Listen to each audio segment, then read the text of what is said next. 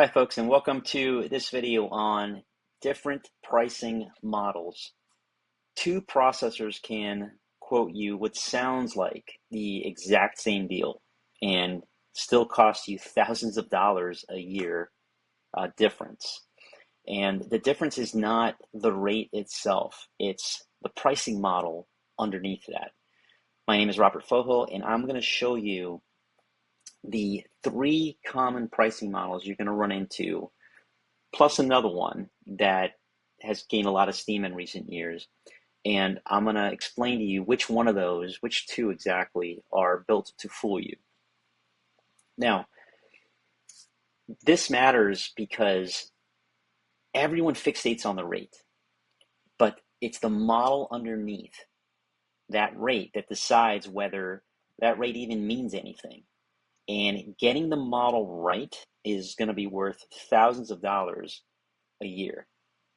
And to do this, to explain this further, let's look at an example.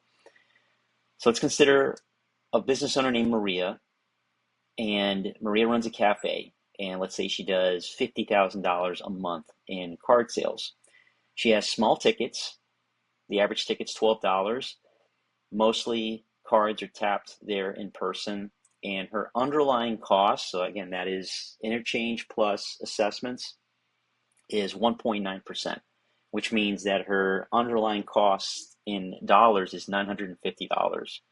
So we're going to look at what each model does to that number, right? And every model is going to involve some sort of markup or pricing structure that's going to add to that $950, and we're going to see how that affects her. Now, model number one, tiered pricing, and this is the one you should avoid.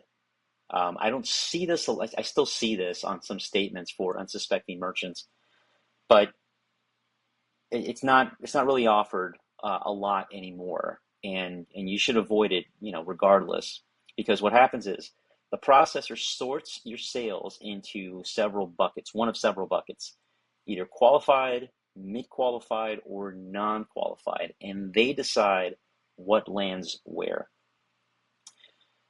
Your good rate, the rate that they quote you, right, only applies to a fraction of your sales because of how your sales are matched in those buckets. And the rest of your sales will get downgraded depending on the bucket that they're thrown into. So Maria's real cost is going to end up creeping past 3% overall because she's not going to be able to see what's happening. And that's the entire point of it. If you don't know what's happening, you can't see it, you can't verify it, and then you can't accurately assess whether it's a fair pricing structure. Now, the second model is interchange plus, and this is the most transparent of these models. It's the most honest one too, if you can see all of its components. What happens is the processor shows you the true cost, that $950, and then they add on that a clearly stated markup, right? So it'll be like interchange plus 0.25% and a dime on top of that. And so now what you can do is you can put two quotes side by side and actually compare them. Because again, the underlying cost doesn't change, it's that markup. And if you've got a markup from one quote, a markup from another processor, you can see which one's going to cost you more money. The third model is flat rate pricing. And this is the sort of pricing you'll see with Square, with Stripe, and similar platforms. PayPal's another one. This is one simple rate for everything. And it's admittedly very transparent. It's one rate, 1%, one percentage rate, one transaction fee. Doesn't matter what the card is. Doesn't matter how the transaction occurs. There's zero setup, and you can start processing with Stripe or with Square in a few minutes. It's the right call when you're small, when you're just getting started.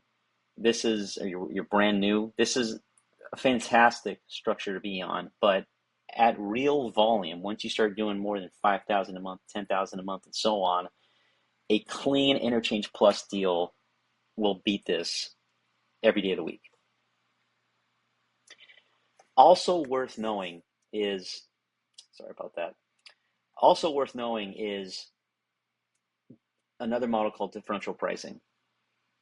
And what this is there are three different types: surcharging, cash discounting, and dual pricing. This is a mechanism whereby the fee is passed on to the customer. With surcharging, it's only the fee for credit cards, and that's capped at 3%.